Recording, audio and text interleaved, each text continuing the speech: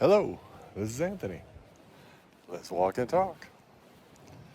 So, today we're going to jump right in. We're going to get right to it. We're going to talk about how to identify the ego, how to identify it, um, understand it, understand it, um, transmute it, and then integrate it into your being. I think this is we talk a lot about the ego on this channel, and I think this is an important part of the journey. And part of the reason that it is such an important part of the journey is because when you understand that the ego is not who you are, it is, it's a number of things. It's partly the programming, it's partly the survival instinct or the survival mechanism to help you to navigate, this life, and it's partly an aspect of, it is an aspect of separation. And the separation is there to help you to better be able to understand your environment, understand yourself, and grow and evolve as a soul. You see, when we incarnate here, we have many choices to choose from in order to have an experience. But if you put yourself into yourself, meaning if you view life from the perspective of the soul, and you come here to continue to grow and evolve and better understand self, you're going to create a lot of different scenarios in that in order to learn and evolve. And the best way to do that is to utilize the ego in order to create that illusion of separation. But how do you identify the ego? You see, when you venture off on this journey and you start to really integrate aspects, you start to recognize and integrate aspects of self, sometimes it begins, the ego's tricky and it becomes a bit more difficult to know and understand when the ego is working its way into your being. Can you ever fully purge the ego? I'm not sure if that's possible, but the purpose isn't necessarily to purge the ego; it's to see it in all aspects, from the positives to the negatives, from the light to the shadow self, and then to fully be able to integrate that, transmute that, and allow for your essence, your soul, the watcher, the I am that you are, to seed itself more in your existence.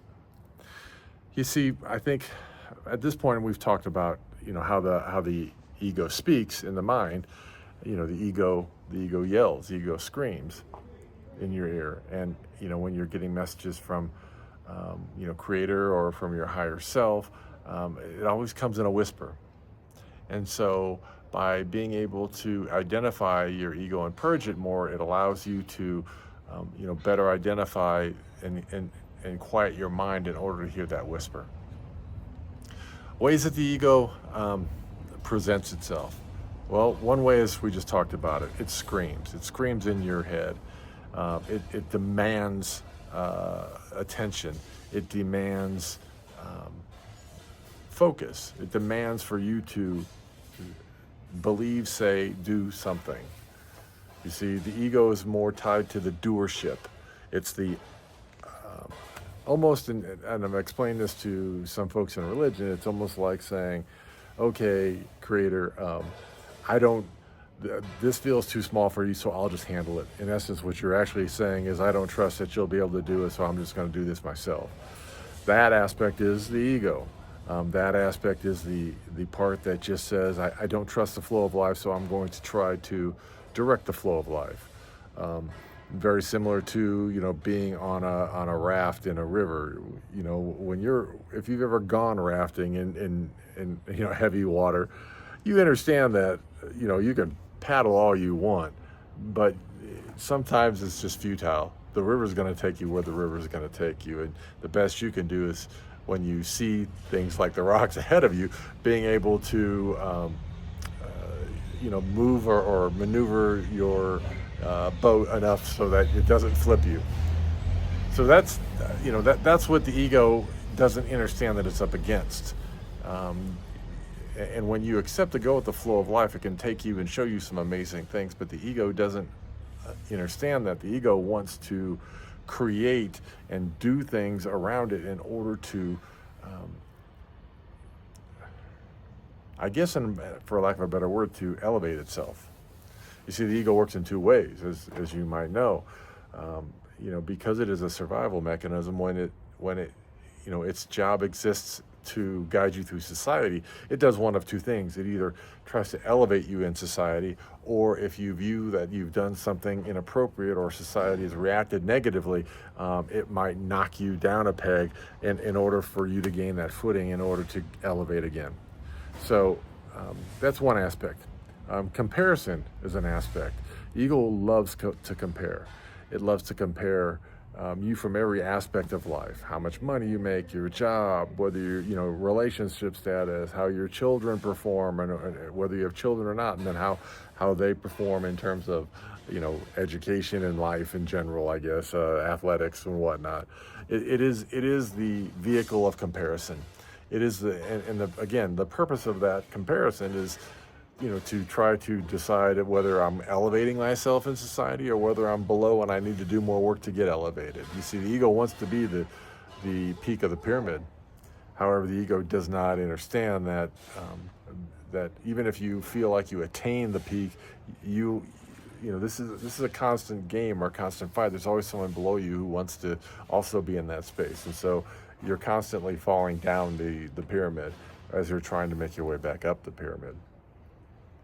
And it does create it can create a lot of dissatisfaction. You see, another aspect of ego is that it's never satisfied. If you set a lifelong goal to achieve something and then you achieve it, what'll happen is the ego will say either, I didn't set my standard high enough, or now I need to set it higher because I've already reached it. You see, the ego has an unquenchable thirst for advancement. It's unquenchable. It will never be satisfied. And the problem with it never being satisfied is that can be a real source of a lot of things like depression and anxiety in life. It can create a lot of non-happiness in life. You see, the ego isn't content. It isn't satisfied. As you progress through the day, instead of enjoying the day and flowing with the day, the ego wants to jam as many things in the day as it possibly can in order to validate itself, which creates, again, an existence that becomes untenable after time. Other ways that the ego presents itself, even on the spiritual journey, you see, the people need to understand, and I just mentioned this a little bit ago, the ego is very tricky. And the reason it's tricky is it's almost like a separate organism in you. In fact, that it wants to survive. It does not want to be purged. It does not want to be integrated, because it is the vehicle of separation. It creates separation all around you. Ego likes to tie to labels, and we've talked about labels in the past. People like to label themselves. I'm this, I am that, and those are aspects of the ego, because it wants that individualism. It wants that separation, because without it, there is no comparison. Without the aspects of understanding individualism and separation, there is, integration, that there is no comparing, you see. And when you get to that state, then what you understand is that the ego it can't exist. Just like it is much more difficult for the ego to exist when you are very present in the moment. You see, the ego generally, starts off by constantly looking at the past to compare yourself to the past, constantly looking at the future to decide if where you're at is appropriate for where it wants you to be in the future. But it cannot exist when you are present in the present moment. You see, I do believe and will always believe that the infinite now is all that really exists. You see, even the moments that just passed, they're not here anymore. They're gone, and they aren't something that is going to be retrieved. And by focusing on those moments in the past, you fail to remain present in the infinite now. And again, that can be a source of opportunity for emotions to rise, emotions that, in some cases may not serve you, especially when you start going down the aspect of comparing the past, comparing other people, and so on and so forth. So, these are a few ways. I'm sure we could sit here and in fact, I'd love to hear from you in the comments, other ways that you see that the ego allows itself to seat itself within your life. Any types of feelings of completion, superiority, all those aspects, again, all ego.